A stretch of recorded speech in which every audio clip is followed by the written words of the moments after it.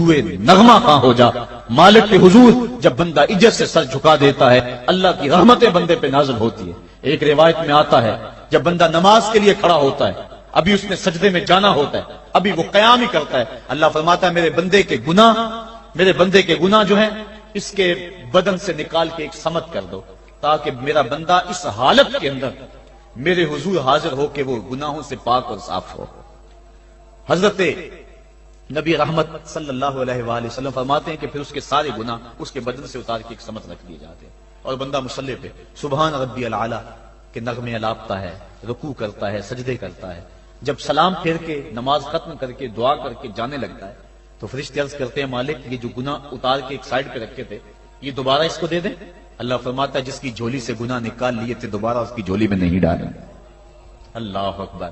اور ایک روایت کے لفظ ہیں کہ جب بندہ نماز کے لیے کھڑا ہوتا ہے اس کے کندھوں کے اوپر سارے گناہ آ جاتے ہیں اور اس کے سر پہ اوپر گناہ آ جاتے ہیں۔ جب رکوع میں جاتا ہے تو کندھوں والے گناہ گر جاتے ہیں، اور جب بندہ سجدے میں سر رکھتا ہے تو اللہ تعالیٰ اس کے سارے گناہوں کو ختم کر دیتا ہے اور وہ بالکل پاک ہو جاتا ہے۔ حضرت سلیمان فارسی ایک دن ایک درخت کے نیچے کھڑے تھے، آپ نے درخت کی شاخ کو پکڑ کے جنبش دی، حرکت کی، موسم خزاں تھا، درخت کی شاخ کے سارے زرد پتے گر گئے۔ ایک صحابی پاس کھڑے تھے، انہیں پوچھنے لگے عثمان تو نے مجھے پوچھا نہیں کہ میں نے درخت کی شاخ کو یوں ہلایا کیوں ہے؟ انہوں نے کہا اچھا پھر آپ بتا دیں کہ آپ نے درخت کی شاخ کو یوں کیوں ہلایا ہے؟ کہا سنو پھر ایک دن میں اور چند صحابہ حضور کے ساتھ جا رہے تھے، رستے میں ایک درخت آیا، اس کے نیچے حضور کھڑے ہوئے، حضور نے اس طرح درخت کی شاخ کو پکڑ کے ہلایا، یوں پتے جھڑ گئے، ہم اس منظر کو دیکھتے رہے۔ حضور علیہ السلام نے فرمایا سلمان فارسی تو نے مجھے پوچھا نہیں کہ میں نے اس درخت کی شاخ کو یوں کیوں ہلایا ہے؟ تو میں نے عرض کی حضور آپ بتا دیں کہ آپ نے کیوں ہلایا ہے؟ فرمایا سلمان جس طرح اس درخت کی شاخ کو ہلایا گیا اور سارے پتے جھڑ گئے، جب کوئی بندہ سجدے میں سر رکھتا ہے نماز پڑھتا ہے اس کے سارے گناہ دھل جاتے ہیں اور وہ پاک اور صاف ہو جاتا ہے۔ ایک دن فرمایا صحابہ اگر کوئی بندہ اس کے گھر کے سامنے سے نہر گزرتی ہو اور وہ دن میں 5 مرتبہ اس نہر کے اندر غسل کرے تو بتاؤ اس کے بدن کے اوپر کوئی میل کچیل رہ جائے گا؟ عرض کی نہیں۔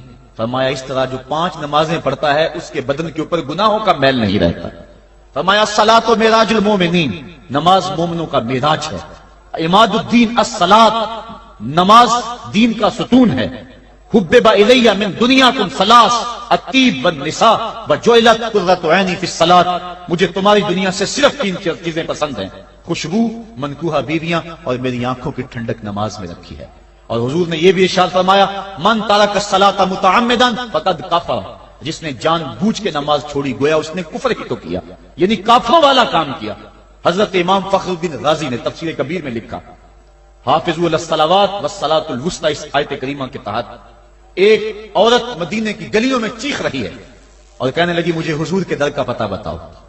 حضور کی چوکھٹ کا پتہ بتلایا گیا، وہ حاضر ہوئی، آقا کریم صلی اللہ علیہ وسلم کی خدمت میں عرض کی حضور میرا خامد سفر پہ گیا ہوا تھا اور میں نے اس کی عدم موجودگی کے اندر زنا کر لیا، حمل ٹھہر گیا اور جو بچہ پیدا ہوا میں نے مارے شرم کے اس بچے کو سرکے کے مرتبان میں ڈال دیا اور پھر اسی سرکے سے میں لوگوں کو فروخت کرتی رہی ہوں۔ اب جب کہ میرا ضمیر جاگا ہے میں آپ کی خدمت میں حاضر ہوئی، مجھے بتایا جائے کہ میرے گناہ کا بھی کوئی کفارہ ہے۔ حضور نے ارشاد فرمایا جو تو نے زنا کیا ہے اس کی سزا رجم ہے کیونکہ تو شادی شدہ ہے، اور جو تو نے بچے کو قتل کیا ہے قتل کی سزا قتل ہے، اور جو تو نے سرکہ بیچا ہے فقد ارتکبت کبیرہ، تو نے کبیرہ گناہ کیا ہے، اس کی سزا تو قیامت کے دن پائے گی۔ اس کے بعد حضور فرمایا ان تینوں گناہوں کی یہ سزا ہے، لیکن جس طرح تو گھبرائی ہوئی آئی تھی میں تو یہ سمجھا تھا شاید تیری نماز اثر قضا ہو گئی ہے۔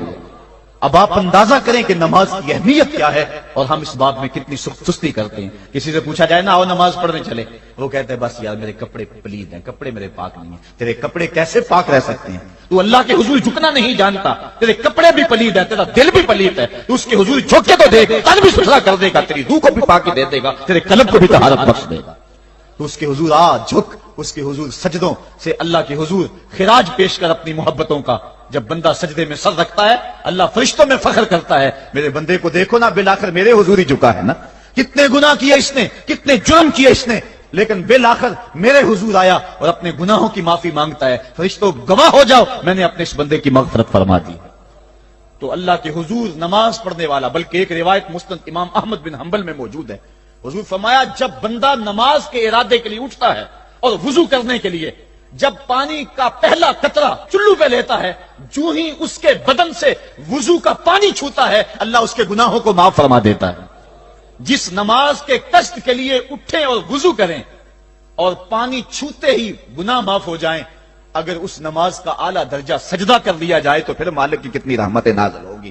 یہ کتنی بڑی دولت ہے، یہ کتنا بڑا سرمایہ ہے جس سے ہم لوگ محروم رہ جاتے ہیں۔ آؤ اللہ کی رحمتیں سجدے میں ڈھونڈے، سجدے میں پیشانی رکھ کے جب ہم اس کی رحمت کو مانگے تو وہ مالک ہمارے اوپر رحمتیں نازل کرے گا۔ آج پوری دنیا کے اوپر مسلمانوں کے ساتھ جو حالات ہیں وہ کسی سے مخفی نہیں۔ کوئی کہتا ہے کہ معاشی طور پہ مسلمان کمزور ہیں، اس وجہ کو بھی میں تسلیم کرتا ہوں۔ مسلمان کے پاس آلات حرب و ضرب بھی موجود نہیں ہیں، اس وجہ کو بھی تسلیم کر لیا جائے۔ سیاسی طور پہ مسلمان کمزور ہیں، اس وجہ کو بھی تسلیم کر لیا جائے۔ یہ ساری وجہیں اپنی جگہ پہ، لیکن یہ بھی تو سنو مسلمانوں کی تعداد اس وقت 1,40,00,000,000 ہے۔ افرادی قوت اتنی کبھی بھی مسلمانوں کی نہیں ہوئی تھی۔ اس وقت مسلمانوں کے پاس ایٹمی طاقت موجود ہے، اتنی قوت عسکری کبھی بھی مسلمانوں کے پاس نہیں ہوئی تھی۔ 56 اسلامی ملک ہیں جن میں قیمتی معدنیات سے اور تیل کی دولت سے اور سونے کی قیمتی معدنیات سے یہ مسلمان مالا مال ہیں۔ کیا کچھ نہیں ہے جو مسلمانوں کے پاس نہ ہو، لیکن ایک دولت چھن گئی مسلمانوں کے پاس، وہ سجدے کی آبرو، وہ سجدے کی عزت، وہ پیشانی رکھ کے اس رب کو پکارنا جو سب سے اعلیٰ ہے، جو سب سے بالا ہے، جس نے موسیٰ کے فرعون کو نیل کی موجوں میں ڈبو دیا۔ کیا پوری امت مسلمہ 1,40,00,000,000 انسان سجدے میں سر رکھ کے سبحان ربی الاعلیٰ کے نغمے آلاپ کے اپنے رب سے گزارش کریں اور اپنی امت کا رونا روئیں؟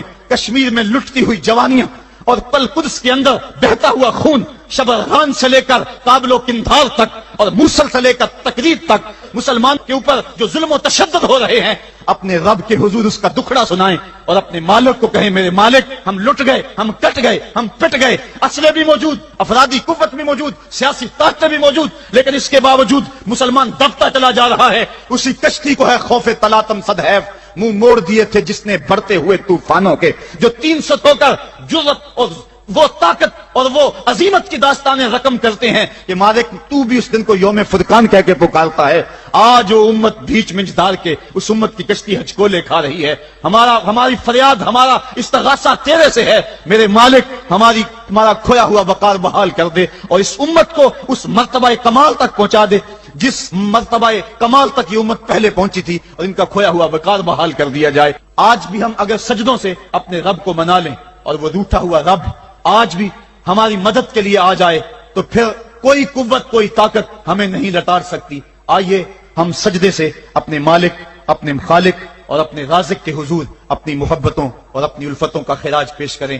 نماز ایک ایسی عبادت ہے جس کا حکم قرآن میں 750 مرتبہ کے قریب دیا گیا۔ اور ایک آخری بات عرض کر کے اپنے موضوع کو سمیٹنا چاہوں گا۔ میرے اور آپ کے آقا مولا حضور نبی رحمت صلی اللہ علیہ وسلم پر جب وقت آخر آیا تو آخری وصیتیں جو حضور نے اپنی زندگی میں کی وہ کیا تھی؟ 2 وصیتیں تھی حضور کی آخری کی، جب حضور ایام مرض میں تھے، اور آخری وصیتیں اس کے بعد حضور نے کوئی کلام نہیں کیا، وہ یہی تھا الصلاۃ الصلاۃ الصلاۃ الصلاۃ۔ لوگوں میں تمہیں نماز کی تاکید کرتا ہوں، میں نماز کی تاکید کرتا ہوں۔ اور دوسرا فرمایا جو تمہاری ملک میں تمہارے غلام اور تمہاری لونڈیاں ہیں ان کے ساتھ حسن سلوک کی تاکید کرتا ہوں۔ یہ آخری 2 باتیں تھی جو حضور نے ارشاد کی، حقوق اللہ کے حوالے سے نماز اور حقوق العباد کے حوالے سے حضور نے کمزوروں کے حق ان تک پہنچانے کی تاکید امت کو دی، اور اس کے بعد پھر حضور انتقال کر گئے۔ آئیے ہم سجدوں سے اپنے رب کو راضی رکھیں۔ اللہ مجھے آپ کو توفیق عمل عطا فرمائے۔